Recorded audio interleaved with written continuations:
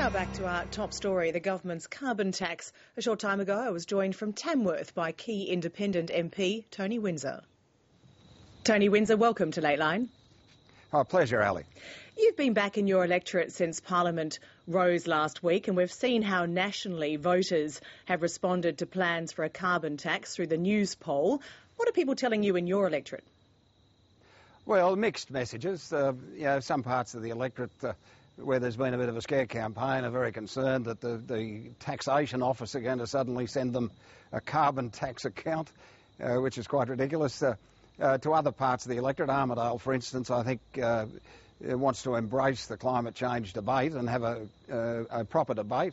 I was on the Liverpool Plains, which is some of the richest agricultural land, on Sunday, where they've got concerns about coal mining and coal seam gas, etc.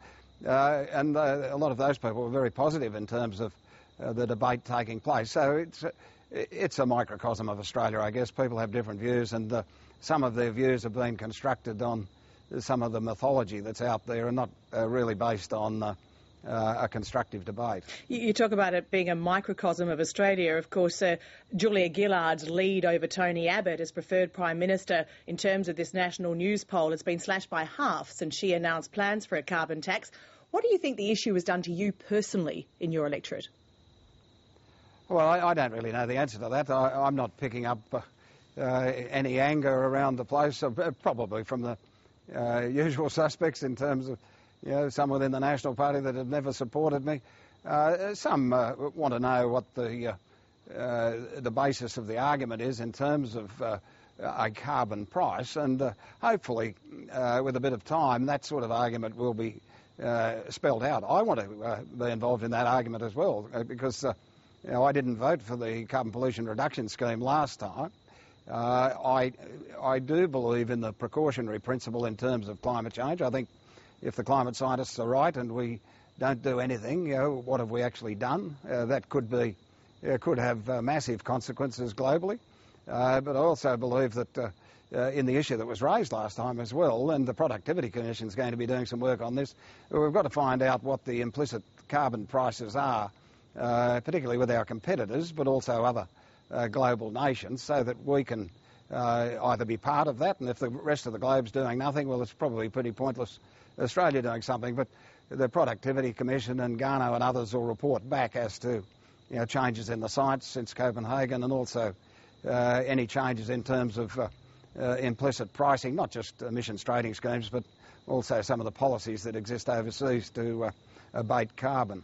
You talk about a scare campaign, but I guess in terms of having that debate, the starting point is working out what people are worried about. How do you read those poll results? Do you read them as people being, I guess, first of all, upset about a broken promise? Do you read it as being a serious response to a carbon tax? Or do you read it as more a comment on how the government is selling the idea or not selling it, as the case may be?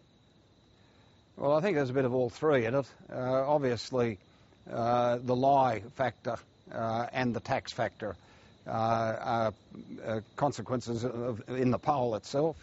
I don't think the government, and when it was announced, the Prime Minister and the Greens agreed with this framework that's put in place with a fixed price, which will eventually go to an emissions trading scheme. I don't think they sold it too well, and my understanding as part of that committee was that the Climate Change Commission would in fact get out there and talk to the community, engage the community, and I think they've put the cart before the horse a bit here. They've sort of given the conclusion without a number, without a target, without a price, and then said that there will be a debate within the community. So I'm not surprised that there's been a bit of a reaction to this, but over and above that, I do think that most people, and including all parliamentarians, probably bar one, believe that something should be done in relation to climate change.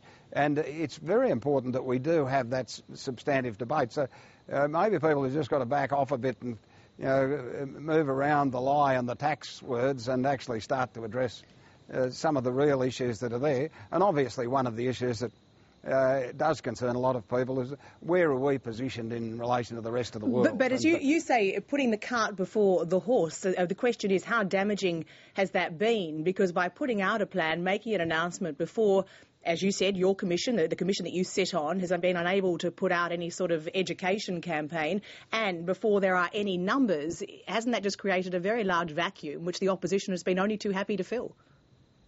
Oh, very much so, and that's the point, I think, that so the government has brought a bit of this upon themselves, I think probably under pressure from the Greens, but and I think that's reflecting in the polls. So that doesn't mean that it's insurrectable. I think people, as I said, do want the debate, but they want it a little bit more advanced than the word lie and the word tax. I think they want to find out what could happen, what sort of contribution we should be making, what are the advantages in regional Australia, for instance, in terms of renewable energy, what can be done in terms of soil carbon and some of the management strategies agriculturally that are out there now. How could this relate to drought policy in country Australia if, in fact, there is some price on carbon and where sums of money are collected, could some of that money be put back into drought proofing or drought policy or soil science policies or technologies that sequester carbon? And there's still some issues there, but they're the sorts of issues that I'll be looking at, and particularly some of the opportunities for renewable energy. Most of the renewable energy sources will have to, almost by definition, be based in the country. So it's not all downside to engaging in this debate, but I think the debate has to take place. But indeed, you have to get people engaged, don't you? You're so far behind the eight ball now in terms of the rhetoric, the newspaper headlines, the news poll, indeed just the way the politicians are reacting to each other. There doesn't seem to be any substance to the debate. Well, I think that may well come. From my perspective, it will anyway, whether the others want to do it. And I think Australians have got to make up their mind too. Do they believe that there is an issue? And this is part of the global question, I guess. If humanity doesn't believe there's an issue, we will probably take the risk and just move on and do nothing. Now, where I live in the New England and where I intend to die, hopefully not in the immediate future, but is one of the areas that could be adversely affected if the climate scientists are right. So I think we've got to really have a close look firstly at the science, also at the economics and our role in terms of the world. I think Kevin Rudd probably made a mistake. He tried to lead and he was rejected. Maybe we've got to assess, and through the Productivity Commission and others, what's going on in the rest of the world and then plug in at that level. And people will argue whether that level's good enough or bad enough, but I'll be basing my vote in the Parliament, as well as on this committee, on some of the objectivity that's happening globally. Yeah, I want to ask you about what will get you over the line, but do you believe that the government can sell a price on carbon?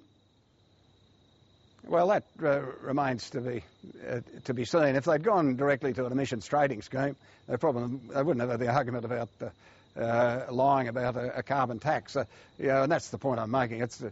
We're really talking about two words here, and there's been a significant reaction to it, and I can understand that. If they'd gone directly, or the framework had gone directly to an emissions trading arrangement, they may not have had the reaction because, Kevin Rudd, etc., all went through and Greg Combay went through the emissions trading scheme, the carbon pollution reduction scheme, without this sort of outrage. Abbott was on about the great big new tax on everything, of course, but that's going to happen with opportunistic politics, whatever's done or whatever reform occurs. We've seen it in the Murray-Darling, we're seeing it in other areas as well, so I don't think that's surprising. But there has been a reaction to what the Prime Minister did say before the election, that there wouldn't be a tax. Well, indeed, maybe in terms of maybe they've got to revisit that. I was going to ask you, in terms of getting you over the line, because you made it very clear from the word go that at this point there is no tax and there may well be no tax. Is your preferred option not to have a tax, to go straight to an ETS? Well, my preferred option is to get the information in first. And I think there's been an error made here that the committee, some on the committee, the Greens and the government, have actually jumped the gun in terms of the process. The Climate Change Commission, was supposed to go out and contact the community, discuss the issue with the community. Roscano was to do similar things. We've announced this framework, and if you look at the words that the Prime Minister actually used in the documents, there's a lot of ifs and coulds. The framework could do this or could do that or could do something else. So when I saw that document, I immediately put in the column beside the word option. I see what is out there now as being an option, not the only. And my vote and my deliberations in terms of the committee itself will be based on the information that comes back, particularly from the Productivity Commission in relation to those implicit carbon prices internationally. What are the other options as you see them, and are you still prepared to walk away from the entire process if nothing on the table suits you? Oh yes, well I walked away last time. I don't have a problem doing that, unless it's a constructive arrangement. If it's just a sort of a piece of political puppetry, well, what's the point? But as I said, and I will be looking at the opportunities in terms of regional Australia, the renewable, the agricultural, those sorts of things, the drought policy, some of the other issues that are out there. But I haven't ruled anything in or out because there isn't anything to rule in or out at the moment. I believe that climate change is happening. I believe that if we can, we should try and do something about it.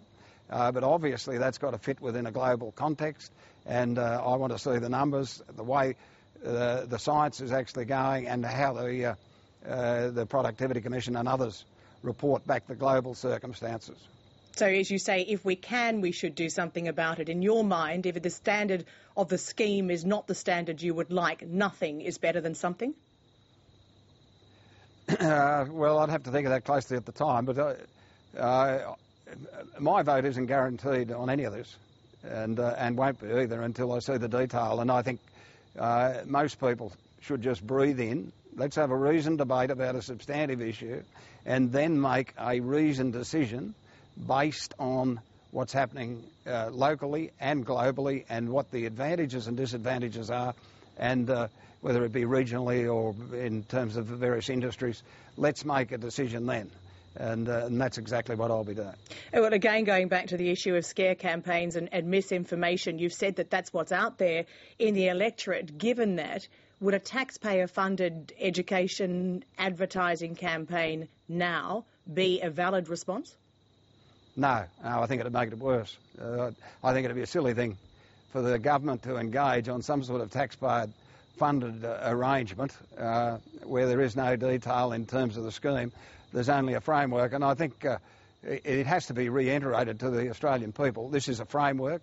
There is nothing in concrete. I happen to be on that committee. I'm aware of how much information we've got and how much we haven't got. I'm aware of the process we've embarked on. This framework that the Prime Minister and the Greens were talking about last week or 10 or 12 days ago is nothing else but a framework, and if you read the documentation, it talks about this could happen, if something else happened, could happen, not would and will. So the words are there, the wriggle room's there to actually get back to the substantive debate, and I'll be doing what I can to be involved in that debate, not walk away from it. Tony Windsor, you say there's plenty of wriggle room, but in the end, if there is no tax, would that not also mean there'd be no Julia Gillard as Prime Minister? Hasn't she effectively staked her Prime Ministership on getting a price on carbon? Well, everybody stakes their own futures on something. That's not my responsibility. My responsibility is to look at this piece of legislation when, if in fact it does become a piece of legislation, and determine my vote. I'm quite happy to be involved on the committee, and there'll be agreements and disagreements in there, and I think we can see some of the issues in terms of agriculture and regional issues coming through just in terms of the framework that's there now. And there may well be some great advantages for some sort of process being developed. Now, whether that's a carbon tax or some other type of pricing arrangement, or directly through to emissions trading scheme, or whether when we look at the rest of the world we see that very little is happening, there may well be decisions made that, well, if they're not doing it, why would we? We may as well be the lemmings like the rest of them and jump off the cliff. They're the sorts of things that have got to come into the public debate, and we don't know the answers to a lot of those questions yet. Tony Windsor in Tamworth, many thanks for talking to Late Line tonight. Thanks, Ali.